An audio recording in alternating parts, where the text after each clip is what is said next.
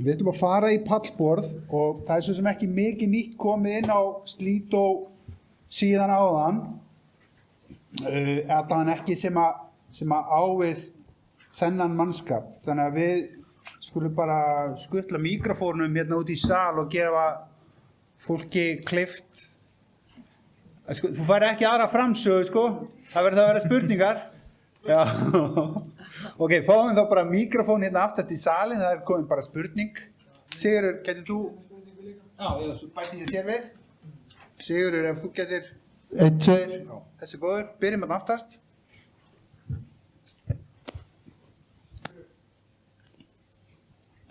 1, 2, 1, 2. 1, 2. Já, mér finnst þetta svolítið fjarstæðukennd framstæða hjá ráðuneytinu, svo ég ætla bara að láta það liggja því að við erum svo góðir vinir í dag og við skulum bara halda því áfram og freka beina spurningu til samtaka atvinnulífsins.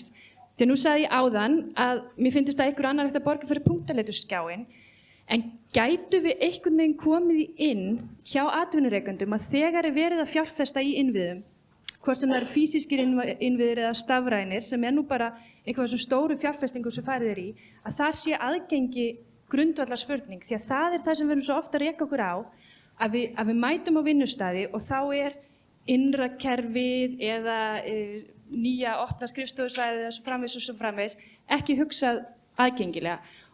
Og það er svo dýrt að breyta svo eftir á. Og hvernig getum við hjálpast að með að koma þessu verklagi inn hjá atvinnurekendum að þetta sé bara grundvallar hugsun, að þegar maður er að fjárfesta í innviðum, þá hugsa maður aðgengi.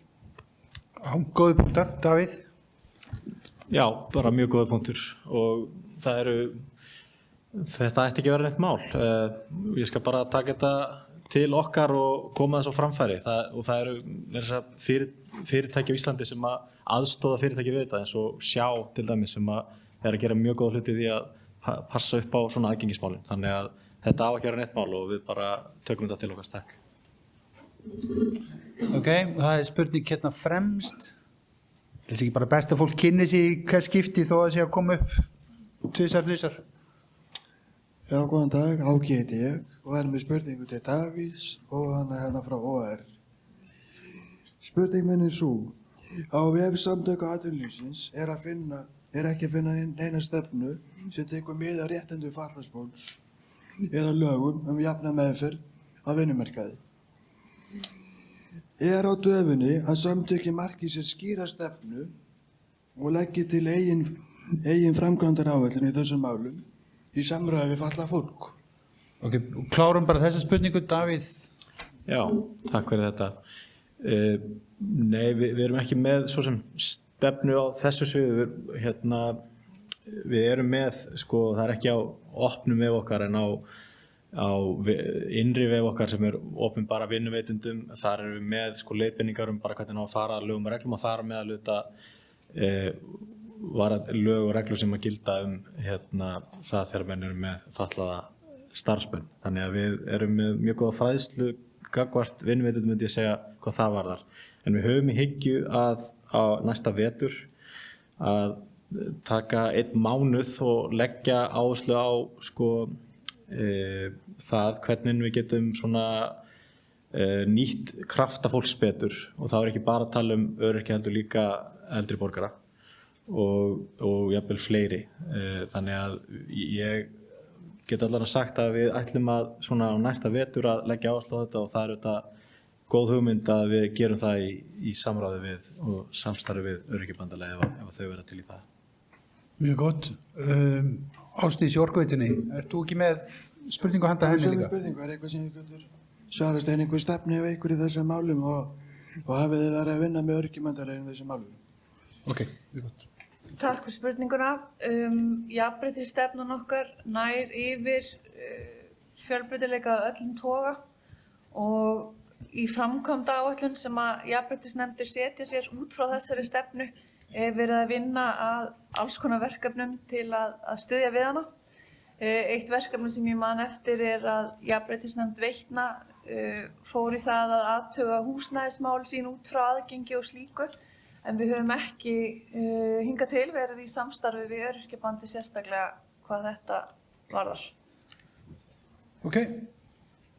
Já, góðan daginn. Takk fyrir góða ráðstefnu.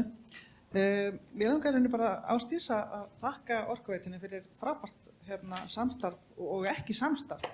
Dóttir mín var í innslagi áðan og hún vinnur hjá ykkur, Glódís. Og ég hefur henni bara aldrei komið inn á vinnustæð. Þetta er fyrsta skipti sem ég sé hana í vinnunni. Sem lýsir bara hversu sjálfstætt og gott starf þau eru að vinna í þessum málaflokki. Takk.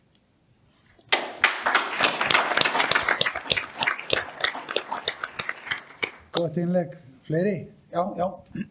Elín Ebba, hafið þið velt fyrir ykkur hvort þið eigið að vera svona eyrnamerkja hlutastörf fyrir fólk með bla bla bla. Akkur ekki bara auka hlutastörf, myndum við ekki normalisera þá frekar? Ég hef svo oft tekið eftir því til þess að því ég var að vinna lengi á Landspítalanum, þá var sett svo krafa og þú þurftir að vera í 100% starfið og var stjórnandi sem algjört bullshit. Ég held að þessi verri stjórnendur sem þurfa alltaf að vera á staðnum og eins ef að sérfræðingar að læknar, það var líka gett skylda á þá að vera í ákveðnum próstundum. Svo ég held að myndi gagnast okkur öllum og þá myndum við freka fyrirbyggja svona burnout.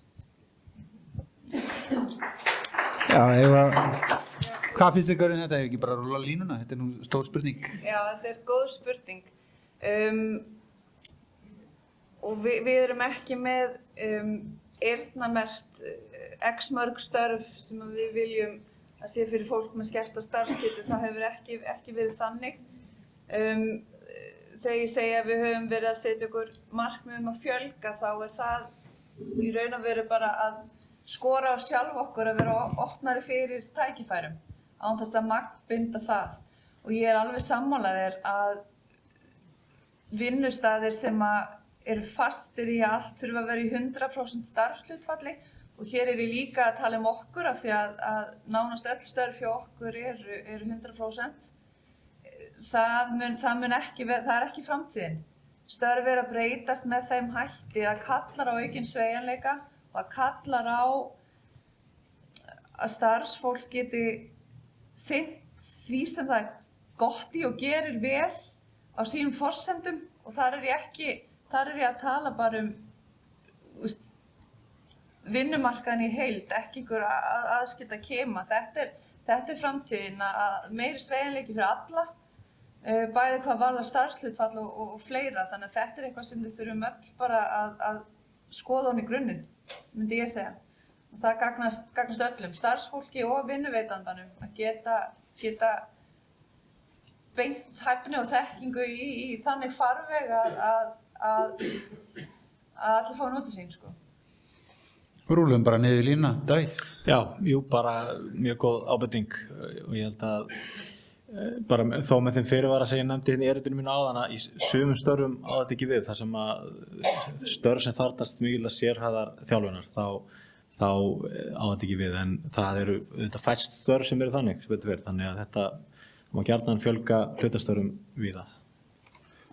Og þið á kantinum, Halla og Þuríður Harpa? Já, ég held að ég hef komið inn á í morgun að það náttúrulega, við erum náttúrulega bara að ráða alls konar fólk í alls konar störf og stöðugildi. Þannig að, og það náttúrulega þegar kom umræða líka áðan að tala þess að skert starfsgeta, auðvitað, og ég held ég líka sagt það í morgun, sko, ég held að það náttúrulega, það getur enginn allt en allir geta eitthvað. Ég held að þetta sé meira bara þetta viðurkenningin á því að við erum öll ólík og við þurfum bara ólík störf fyrir hvert og eitt, og þá er það líka inn á hvað við getum unnið mikið. Þannig að það sé svona bara einfalt. Já, komið sæl, Þuríður Harpa heiti ég.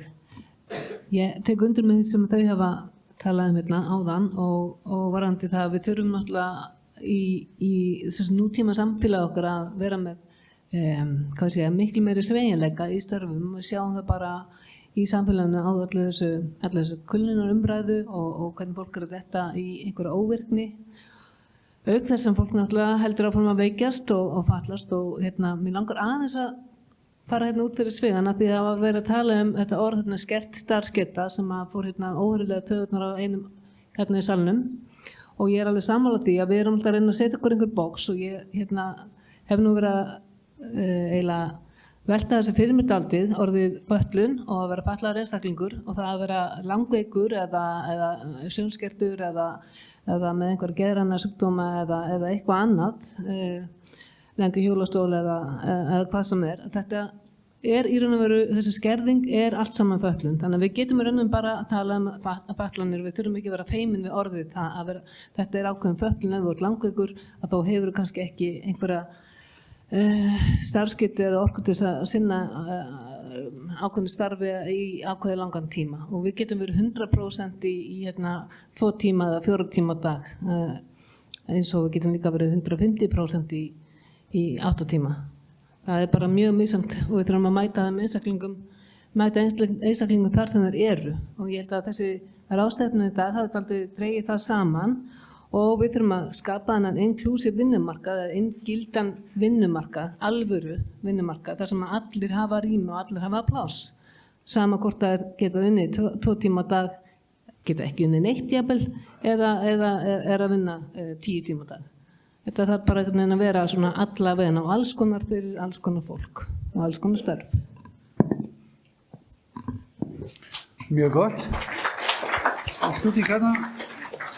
Miðbyggið 2.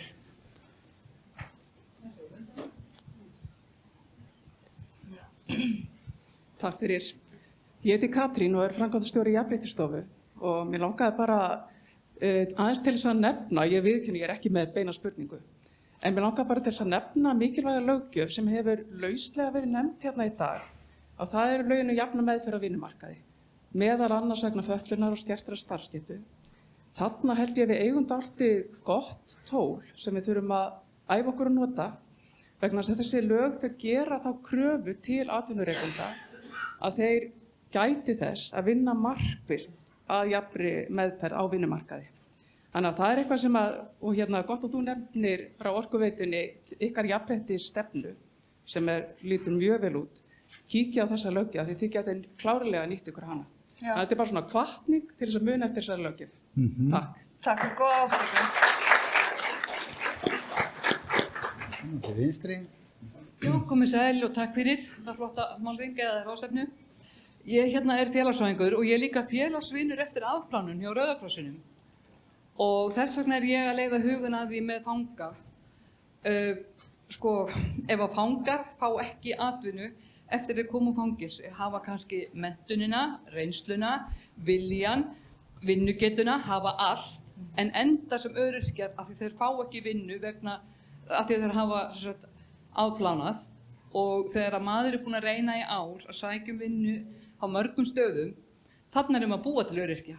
Þetta getum við ekki virkilega þroskast upp úr því að ætla að jaðarsetja fólk alla ævi ef það hefur einhvern tímann lent í fangelsi.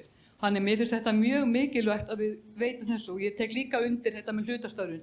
Það eru mjög nauðsynleg fyrir marga sem hafa vinnugetu upp að vissu marki. Þannig að það ég held að megi gera mjög mikið til þess að bæta þetta og vera ekki að fjölga öryrkjum ef það þarf ekki. Já.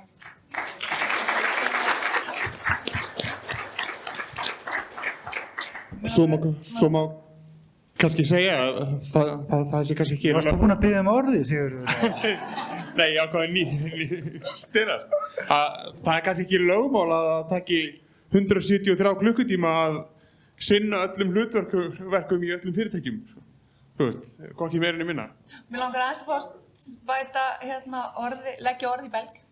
Af því að takk fyrir góða ábendingu. Held ég bara svo ég tala út frá sjálfri mér að fræðsla sé lykillinn. Af því að við erum öll með okkar sýn og skoðanir og fordóma á hlutum og ég held að sé tækifærið þarna fyrir okkur sem samfélag að fræða stjórnendur okkur í mannauðsmálum meðal annars þetta fangaðast nú aftur í atvinnulífið og þarna held ég að fræðsla sé svolítið lykillinn að því að við mjögumst fram á við.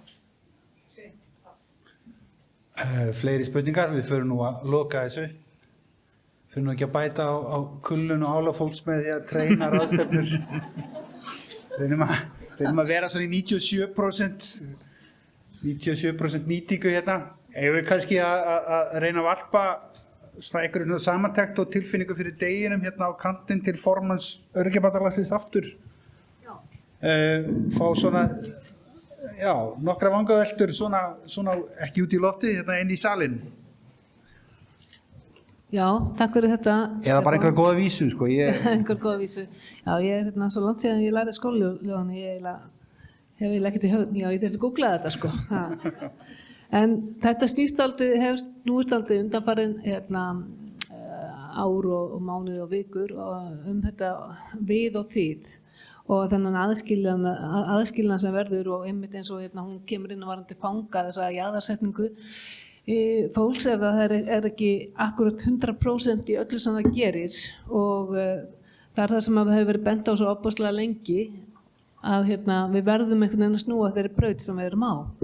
Það er að segja að krefjast alltaf 100% af einstaklingum og það er skilað 100% vinnuframlagi í 8 tíma á dag eða meira. Og þetta er bara greinilegt að þetta er ekki að virka í samfélaginu og þegar ég var alveg upp að þá ólst ég upp út á landi og þekki kosti þess að búa í samfélagi sem er lítið og heldur dálítið vel utanum sína alla þá sem eru þar innan borðs þó þessi 2400 manns eins og hún talaði hjá Húsavík og maður sér hvernig áherslurnar eru þar og það kannski verður einhvern veginn í svona stóru stærra samfélagi eins og til dæmis hér á höfuðborgarsvæðinu kannski eitthvað erfiðara að nálgast viðfangsefni eða út frá sömu hugmyndina, hugsuninni en ég held samt að við getum það og við þurfum að gera það og við þurfum að skapa öllum rými sem eru í samfélaginu okkar til þess að geta lagt að mörkum og þar þurfum við líka að taka á ákveðnum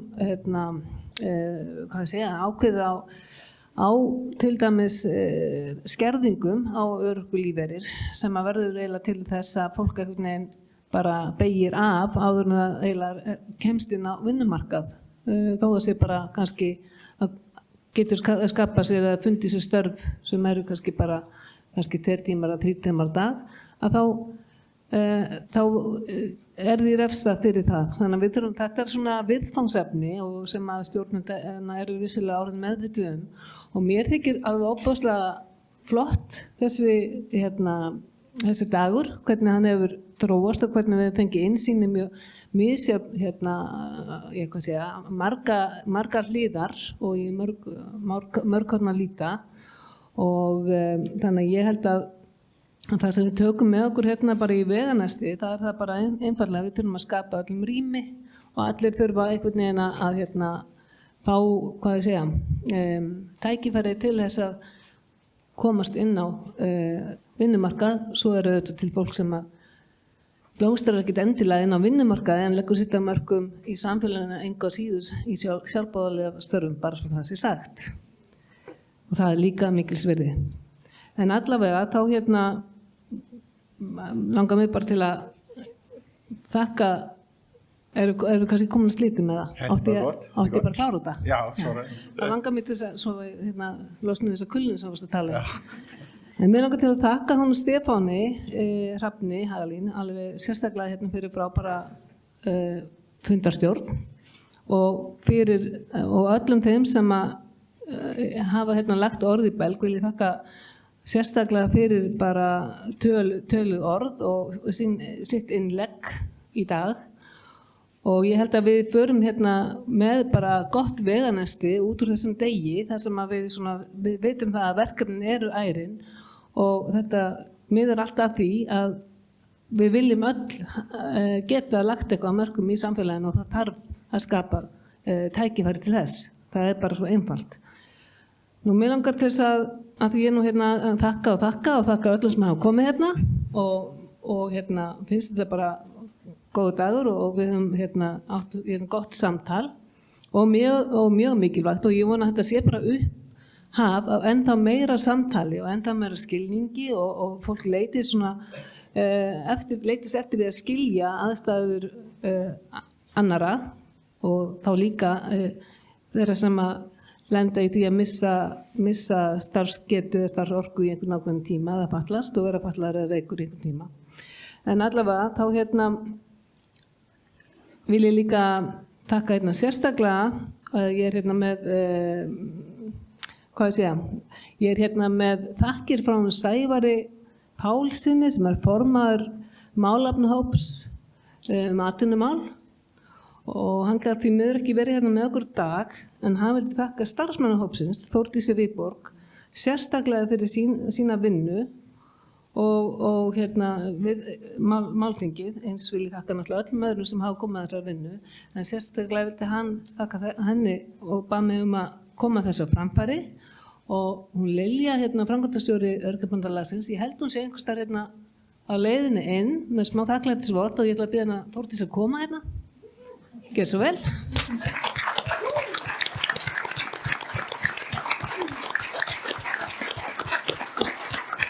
Og bara taka við þessu frá honum, já frá Sævari. Hann svo mikill herramaður í sér að hann bara, hann gæti ekki mætt. Ég þakka bara Sævari. Já, og okkur, já, fyrir. Já, hann á streyminu.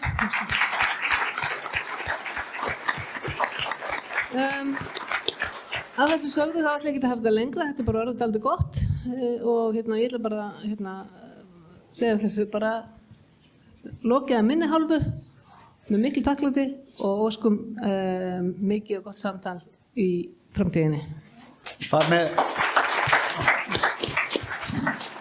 Þar með held ég að botnin hafi verið slegin í frábæran dag. Ég þakka kærlega fyrir mig, takk fyrir kærlega fyrir... Fundarstjóri, Já. má ég bara eitt orð? Já. Náttúrulega, ég ætla bara að segja ditto við það sem að Þuríður sagðir Af því að ég náttúrulega, sem formaður hlutur, þá náttúrulega vorum við í samstarfi við. Ég bara biðst afsökunar, ég glemdi að segja hlutverk, ég held ég hefði gert það. Bara takk fyrir hlutverk líka og Siggi. En það allt í lagi, þá komst ég líka að. Þannig að það bara í góðu lagi mín vegna, sko. En ég myndi vil fyrir hönd hlutverk líka bara þakka kærlega fyrir bara þátttökuna, því að þáttakan kannski fór svolítið fram úr væntingum og við vorum búin að hugsa alltaf aðstæður í salnum og þurftum að breyta því.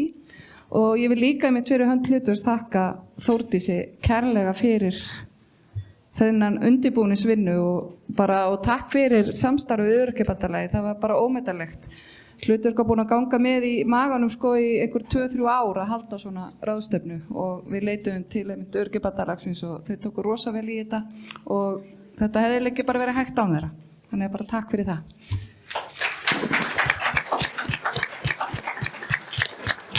Og þar með var botnin slegin úr deginum. Við þakkum hlutverki og Öryrkjabandalaginu, takk kærlega fyrir góða ráðstefnu, takk fyrir gott hljóð og eigið í góðar stundir og góða helgi. Takk.